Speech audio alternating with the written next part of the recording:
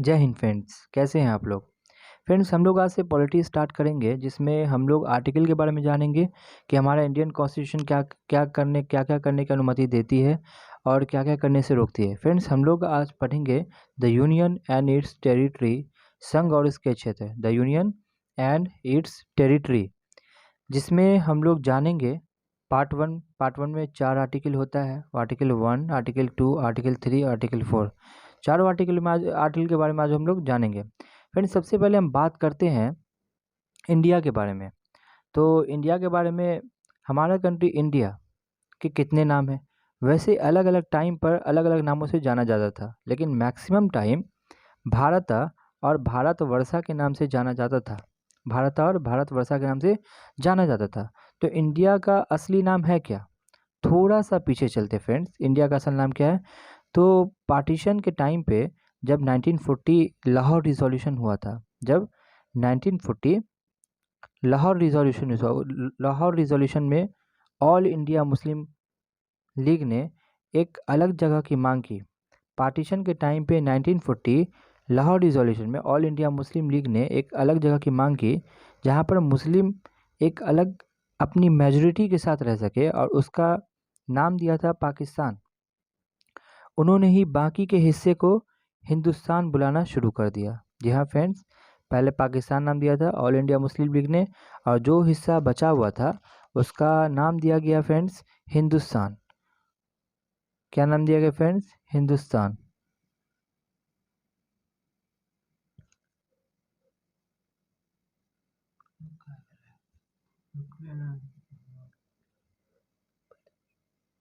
Friends, Hindustan नाम दिया गया।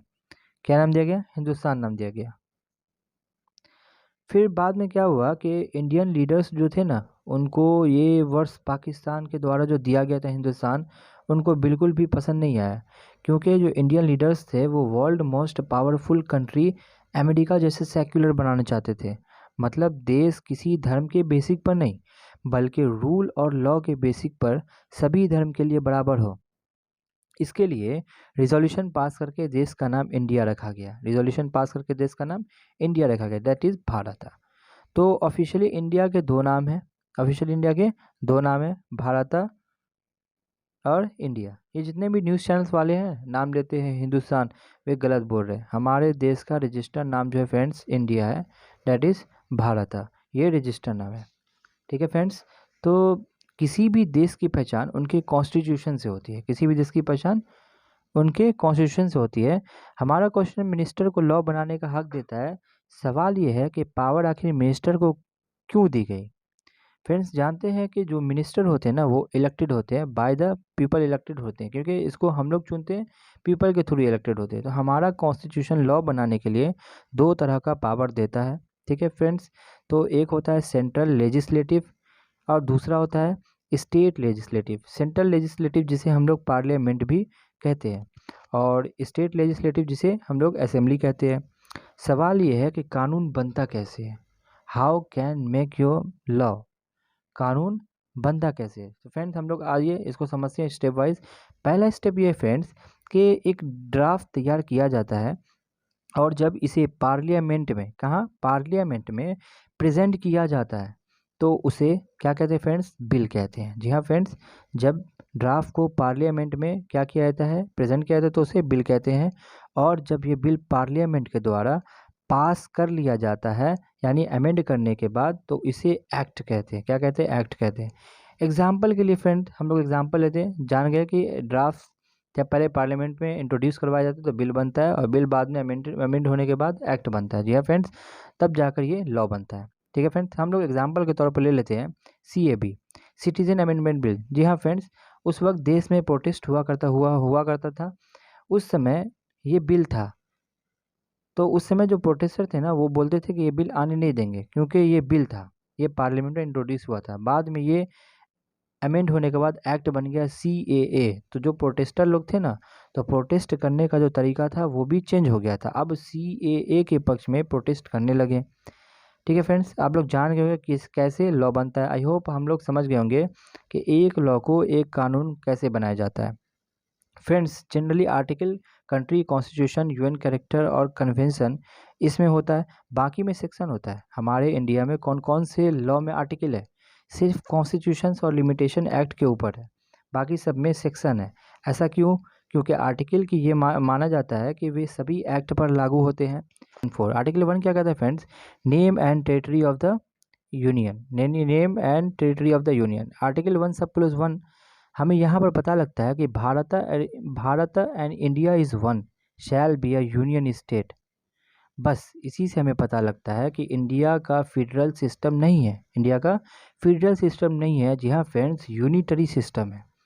आर्टिकल 1 सब क्लोज 2 ये कहता है कि the state and territory there are shall be as specified in first schedule. इसको 7th अमेंडमेंट एक्ट 1956 में डाला गया था। जी हाँ फ्रेंड्स, 7th अमेंडमेंट एक्ट 1956 में डाला गया था।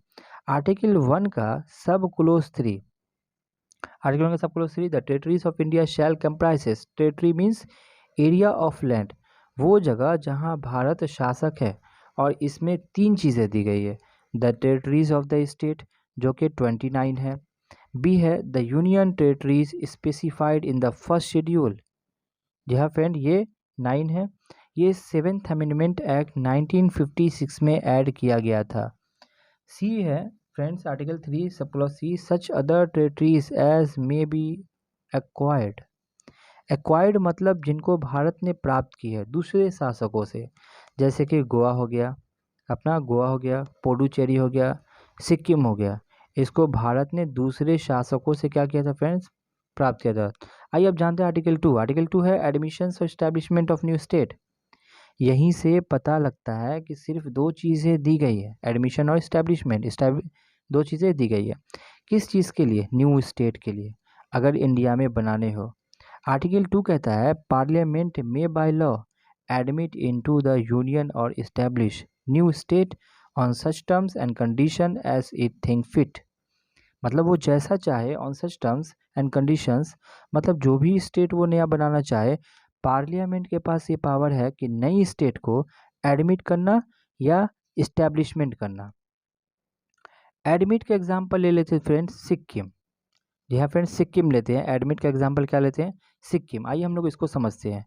अब इसको इंडिया के यूनियन ऑफ स्टेट में कैसे ऐड किया गया, इसको समझने के लिए हम लोग थोड़ा पीछे चलते हैं। सिक्किम के पीएम 1975 जी हाँ फ्रेंड, उसमें पीएम होते थे। 1975 में इंडिया को ज्वाइन करना चाहता था, इंडिया को ज्वाइन करना चाहता था, उसका एक हिस्सा बनना चाहता था।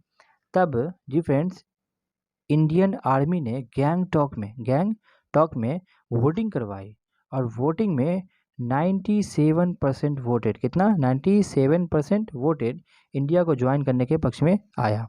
जी हाँ फ्रेंड, 35 अमेंडमेंट एक्ट से, कौन सा अमेंडमेंट एक्ट से? 35 अमेंडमेंट एक्ट से एसोसिएट स्टेट, और फिर उसके बाद 36 अमेंडमेंट से सिक्किम को इंडिया का एक स्टेट बना दिया गया। सिक्किम को इंडिया का एक स्टेट बना दिया गया। 35 से उसे एसोसिएट किया गया और 36 अमेंडमेंट एक्ट से उसको इंडिया का एक स्टेट बना दिया गया। अब इस्टेब्लिशमेंट का एग्जांपल लेते हैं, गुजरात हो गया, तेलंगाना हो गया, वन ऑफ देम। लेकिन लेटेस्ट में अगर बात किया जाए, जी हाँ फ्रेंड, 31 अक्टूबर 2019 को जम्मू एंड कश्मीर, क्या है फ्रेंड्स? एग्जाम्पल लेते हैं इस्टेब्लिशमेंट का, जम्मू एंड कश्मीर का। तो 31 अक्टूबर 2019 को जम्मू एंड कश्मीर को यूनियन टेरिटरी में कन्वर्ट किया गया और लद्दाख भी यूनियन टेरिटरी का एक पार्ट था। यह फ्रेंड 31 अक्टूबर को 2019 को जम्मू एंड कश्मीर को यूनियन टेरिटरी का एक हिस्सा बना दिया गया और लद्दाख भी यूनियन टेरिटरी का पार्ट हो गया। सो आर्टिकल 2 से हम क्या सीखते हैं? 3 चीज़ें सीखते हैं। आर्टिकल 2 से हम लोग क्या सीखते हैं? तो फ्रेंड्स आर्टिकल 2 से हम लोग 2-3 चीज़ सीखते हैं। पहला क्या है friends? A union territory may be raised to the status of full state. और दूसरा क्या है friends? A foreign territory acquired by India may be made a state of India and limited into the union. उसको हम अपने India का part भी बना सकते हैं। जी हाँ फ्रेंड्स। और तीसरा पॉइंट कहता है a territory separated from an existing can be recognised into a full fledge new state. आइए अब जानते हैं आर्टिकल 3। जी हाँ फ्रेंड्स, हम लोग जानते हैं कि आर्टिकल 3 क्या होता है। आइए हम लोग इसको समझने की कोशिश करते हैं। Formation of new state and alterations area boundaries और नेम्स ऑफ एग्जिस्टिंग स्टेट। जी हाँ फ्रेंड्स, यही आर्टिकल 3 जिसके द्वारा नया स्टेट बनाया जा सकता है, या स्टेट की बाउंड्री को चेंज किया जा सकता है, या फिर जो स्टेट है उसका नाम चेंज किया जा सकता है। ये तो हो गया फ्रेंड ऑर्डिनरी स्टडीज़। एक जुडिशियल एग्ज़ाम की तैयारी के लिए हम लोग थोड़ा डिटेल्स में जाना होगा। आर्टिकल 3 कहता है पार्लियामेंट में by law. Article 3 sub clause A क्या कहता है friends, form a new state by separations of territory from any state or by uniting two or more state or parts of state or by uniting any territory to a part of state. जी हाँ friends, मतलब जो नया state बनाना होगा वो किसी एक state से तोड़कर बनाया जा सकता है। कुछ एग्जांपल ले लेते हैं आर्टिकल 3A का। जी हाँ फ्रेंड्स, चलिए हम लोग एग्जाम्पल लेके समझते हैं। जैसे मध्य प्रदेश एक छोटा स्टेट बनाया गया था छत्तीसगढ़। जी हाँ फ्रेंड, मध्य प्रदेश को तोड़कर एक नया स्टेट, उससे छोटा सा स्टेट बनाया गया था, जिसको हम लोग आज के दौर में क्या कहते हैं फ्रेंड्स, छत्तीसगढ़ कहते हैं। और इसको बनाया गया था कब बनाया गया, 1 नवंबर 2000। और दूसरा एग्जाम्पल ले लेते हैं फ्रेंड्स अपना उत्तर प्रदेश ले लेते हैं। जी हाँ फ्रेंड्स, उत्तर प्रदेश यूपी। उत्तर प्रदेश को फ्रेंड्स इससे तोड़कर एक नया स्टेट बनाया गया था जिसका नाम दिया गया उत्तराखंड। जी हाँ फ्रेंड्स, यूपी से एक छोटा सा स्टेट तोड़कर बनाया गया उत्तराखंड। कब बनाया गया था फ्रेंड्स, तो याद रखेंगे 9 नवंबर 2000 को। 9 नवंबर 2000 को यूपी से तोड़कर उत्तराखंड बनाया गया। 9 नवंबर 2000 को यूपी से तोड़कर उत्तराखंड बनाया गया। जी हाँ फ्रेंड्स, और तीसरा एग्जाम्पल लेते हैं बिहार का। जी हाँ फ्रेंड्स, तीसरा एग्जाम्पल है क्या, बिहार। जी हाँ फ्रेंड्स, बिहार से तोड़कर, बिहार एक बहुत बड़ा स्टेट हुआ करता था, तो बिहार से एक तोड़कर एक छोटा सा स्टेट बनाएगा जिसे हम लोग झारखंड कहते हैं। क्या क्या कहते हैं फ्रेंड्स, झारखंड। झारखंड क्या है फ्रेंड्स, तो झारखंड बिहार से अलग हुआ था 15 नवंबर 2000 को। 15 नवंबर 2000 को बिहार से झारखंड अलग हो गया था। जी हाँ फ्रेंड्स, हम लोग जान गए कि किस तरीक़ा से मध्य प्रदेश से छोटा सा एक स्टेट बना झारखंड 1 नवंबर 2000 को। और दूसरा एग्जांपल लेते हैं उत्तर प्रदेश से क्या बना दोस्तों, उत्तराखंड बना 9 नवंबर 2000 को। और तीसरा क्या है फ्रेंड्स, तो बिहार से टूटकर झारखंड बना, कब बना, तो 15 नवंबर 2000 को। जी हाँ फ्रेंड्स, हम लोग बढ़ते हैं article 3 sub clause B. Article 3 sub clause B ये कहता है कि increase area of any state. इसे हम लोग क्या कर सकते हैं, बढ़ा भी सकते हैं। Article 3 sub clause C diminish area of any state, इसे कम भी किया जा सकता है। Article 3 sub clause D alter the boundaries of any state. Article 3 sub clause E alter the name of any state, मतलब इसमें स्टेट का नेम चेंज कर सकते हैं। जी हाँ फ्रेंड्स, आर्टिकल 3 सब क्लॉज ई के बहुत से एग्जाम्पल है। जैसे जैसे हम लोग लेते हैं त्रवणकोर के कोचिन को केरला कहा गया था। सबसे पहले क्या कहा गया था, केरला कहा गया था 1 नवंबर 1956 को। जी हाँ फ्रेंड, आइए हम लोग इसको एग्जाम्पल लेते हैं आर्टिकल 3 सब क्लॉज ई का। आर्टिकल 3 सब क्लॉज ई का बहुत सारा एग्जाम्पल है फ्रेंड्स। तो एक एग्जाम्पल है मध्य भारत। उस समय में मध्य भारत मिडिल भारत कहा जाता था, तो मिडिल भारत वाला जो हिस्सा था मध्य भारत, उसको नाम बदल कर दिया गया था मध्य प्रदेश, है ना फ्रेंड्स। तो 1 नवंबर 1959 को मध्य भारत का नाम चेंज कर क्या रख दिया गया था, तो मध्य प्रदेश रख दिया गया था। जी हाँ फ्रेंड्स, हम लोग आइए आर्टिकल 3 सब क्लॉज का बहुत सारा एग्जाम्पल लेकर हम लोग समझते हैं कि कैसे चेंज किया गया किस किस स्टेट का नाम। तो मध्य भारत का नाम चेंज कर क्या रखा गया, मध्य प्रदेश रखा गया। कब रखा गया था, तो याद रखेंगे हम लोग 1 नवंबर 1959 को। जी हाँ फ्रेंड्स, 1959 को। ठीक है फ्रेंड, तो मद्रास स्टेट था ना, मद्रास स्टेट, तो मद्रास स्टेट का नाम बदलकर रखा गया था तमिलनाडु। क्या रखा गया था फ्रेंड, तमिलनाडु रखा गया था। 14 जनवरी 1969 को रखा गया। तीसरा एग्जाम्पल है friend Mysore state. Mysore state का नाम बदलकर कर्नाटका रखा गया। कर्नाटका रखा गया। कब रखा गया था, याद रखेंगे 1 नवंबर 1973। जी हाँ फ्रेंड्स, चौथा एग्जाम्पल लेते हैं हम लोग उत्तरांचल, जिसका नाम बदल कर रखा गया था उत्तराखंड। जी हाँ फ्रेंड्स, क्या रखा गया था, उत्तराखंड। कब रखा गया था फ्रेंड्स, तो याद रखेंगे 1 जनवरी 1 जनवरी 2007 को उत्तरांचल का नाम बदलकर उत्तराखंड रखा गया। 5वां एग्जाम्पल लेते हैं फ्रेंड्स, उड़ीसा। उड़ीसा का नाम चेंज किया गया था, ओडिशा रखा गया था, ओडिशा। तो कब बदला गया था याद रखेंगे, 4 नवंबर 2011 को। जी हाँ फ्रेंड्स, तो हम लोगों ने जाना कि कैसे मध्य प्रदेश का नाम बदलकर मध्य भारत का नाम बदलकर मध्य प्रदेश रखा गया था। ठीक है, तो आइए हम लोग और एग्जांपल देखते हैं। बहुत सारे सिटी भी हैं जिसका नाम चेंज किया गया था, जैसे बॉम्बे से मुंबई कहा गया 1995 में। इलाहाबाद का नाम रखा गया चेंज करके प्रयागराज। जी हाँ फ्रेंड्स, कब रखा गया था तो याद रखेंगे, हाल ही फिलहाल में हुआ 2018 में, याद रखेंगे। जी हाँ फ्रेंड्स, नेम चेंज करने के लिए सिंपल मेजोरिटी से भी कर सकते हैं, इसके लिए अमेंड करना ज़रूरी नहीं है। एक सिंपल मेजोरिटी का अगर सरकार रहा तो उससे हम लोग क्या कर सकते हैं फ्रेंड्स, नाम किसी भी स्टेट का हम लोग चेंज कर सकते हैं। फ्रेंड्स, हम लोग जान गए आज कि कैसे स्टेट का नाम चेंज किया जा सकता है। जैसे मध्य प्रदेश देखें, मैसूर स्टेट, उत्तरांचल, उड़ीसा, बॉम्बे और इलाहाबाद यानी कि प्रयागराज रखा गया। ठीक है फ्रेंड्स, तो हम लोग आगे की ओर बढ़ते हैं। लेकिन आर्टिकल 3 के कंडीशन में दी गई है कि provided that no bill for the purpose shall be introduced in either house of parliament except on the recommended of the president and unless, मतलब ये कहा गया कि आर्टिकल 3 कंडीशन में ये बात कही गई कि प्रेसिडेंट इस बिल को रिकमेंड करेगा, प्रेसिडेंट इस बिल को रिकमेंड करेगा, उसके पास पावर नहीं है। जी हाँ फ्रेंड, पावर नहीं है कि वे रोक सके। यहाँ पर फर्स्ट लाइन में लिखा हुआ है कि shall be introduce into the other house of parliament, मतलब लोकसभा। क्या फ्रेंड्स, मतलब कि लोकसभा या राज्यसभा, किसी भी सभा में ये बिल पेश किया जा सकता है। जी हाँ फ्रेंड्स, प्रेसिडेंट इसको रिकमेंड करेगा पर पावर उसको नहीं दिया गया कि वो रोक सके। ये इसको लोकसभा या राज्यसभा में भी हम लोग बिल पेश किया जा सकता है। आर्टिकल 3 का एक्सप्लेनेशन 1 पार्ट ये कहता है कि in this article in clauses A to E, state includes a union territory, but in the proviso, state does not include a union territory. इसमें आर्टिकल सब क्लॉज ए से ई तक जो word state का use किया गया है कि इसमें बदलाव ला सकते हैं, उसमें यूनियन टेरिटरी को भी माना जाता है। आप या हम ये नहीं कह सकते हैं कि जो स्टेट वर्ड्स है वो सिर्फ स्टेट के लिए स्पेसिफाई किया गया है।